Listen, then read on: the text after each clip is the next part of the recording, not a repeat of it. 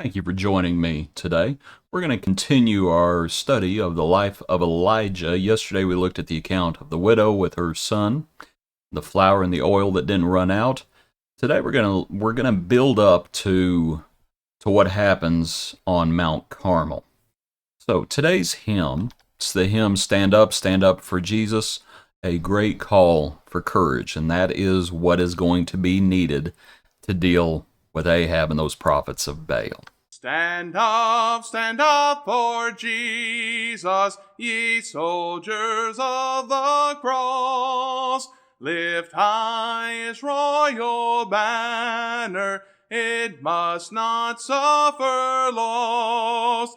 From victory unto victory, his army shall he lead, till every foe is vanquished, and Christ is Lord indeed.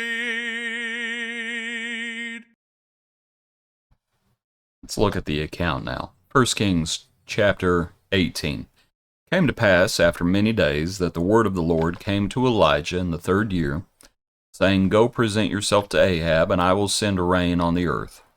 So Elijah went to present himself to Ahab, and there was a severe famine in Samaria. And Ahab had called Obadiah, who was in charge of his house. Now Obadiah feared the Lord greatly. For so it was, while Jezebel massacred the prophets of the Lord, that Obadiah had taken 100 prophets, and hidden them 50 to a cave, and had fed them with bread and water. Ahab says to Obadiah, basically, we got to go find water someplace. So as Obadiah goes, suddenly Elijah meets him, and Obadiah falls on his face after he recognizes him and says, Is that you? The Lord had told Elijah to leave, frankly. Remember, he went to, made the point yesterday that the widow was a Gentile. It's the Lord's way of protecting Elijah, I would suggest. But now that time has passed. So Obadiah says, after Elijah tells him, it is I, go tell your master, Elijah is here. Obadiah says, How have I sinned that you are delivering your servant into the hand of Ahab to kill me? As the Lord your God lives, there is no nation or kingdom where my master has not sent someone to hunt for you. And when they said he is not here, he took an oath from the kingdom or nation that they could not find you.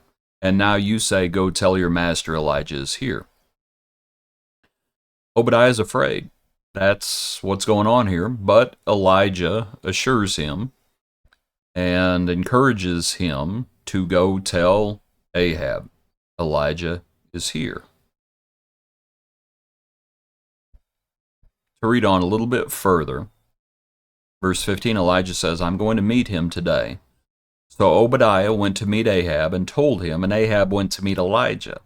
And then it happened, when Ahab saw Elijah, that Ahab said to him, Is that you, O troubler of Israel? And he answered, I have not troubled Israel, but you and your father's house have, and that you have forsaken the commandments of the Lord, and followed the Baals. What points might we make from the chapter as we think about taking courage and standing up for the Lord? One is, there is a time to hunker down, apparently. That before the Lord had told Elijah, you need to go. And he went. And the Lord provided for him. Obadiah had been hiding because he feared the Lord, had hidden, how many was it? Was it 100 prophets? When Jezebel goes on her killing spree, Obadiah had taken 100 prophets and hidden them 50 to a cave and fed them with bread and water.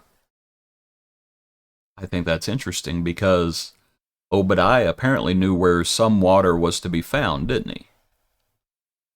But I would suggest he didn't tell Ahab about it, because Ahab sends him looking for water. He had been taking care of the prophets. He'd been providing for them and protecting them. They were hidden. There's a time to hide. There's a time to keep your head down. But there's also a time where you have to confront wickedness. And there's a time where you just gotta fight. Where you gotta stand up, you gotta make yourself known, and you gotta say, this isn't right.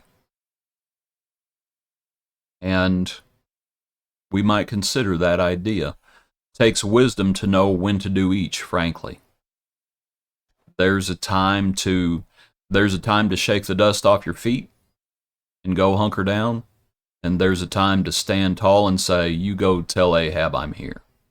And I want to see him. Obadiah, he's scared. And this is our second point. He's scared. Elijah, he's not a robot. This is a scary situation. There's a lot of prophets of Baal. There's a lot of prophets of Baal. We know what Elijah is going to do after the Mount Carmel victory when Jezebel says, I'm going to make you like one of those prophets. Namely, I'm going to kill you. Elijah runs for his life. Why? He's scared. Here, before the Mount Carmel victory, they're scared.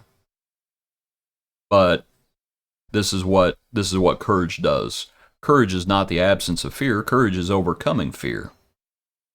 And so we say, stand up. Stand up for Jesus. Now, when you stand up, what's going to happen? When we stand up, what's going to happen? Don't be surprised if we are not called troublemakers. Elijah was called a troublemaker. Was that the truth of the matter? No. Ahab was the troublemaker. But I could see why people would think that Elijah was the troublemaker, because Elijah was the one who had proclaimed a drought. But you have to look and see why Elijah had proclaimed the drought. That's the issue. And it was because of Ahab and his father's house. But don't be surprised when you stand up for what's right and you're ready to fight the good fight of faith. Don't be surprised if you're not the one who's called a troublemaker. It happens. It happens. Just remember what Jesus said. I did not come to bring peace. I came to bring a sword. Jesus was a troublemaker in the best of ways. In the best of ways. Now, if we'll get on his side, we'll have peace. But we have to get on his side. Appreciate you. Hope you have a good day. Join us tomorrow for another portion of our daily praise.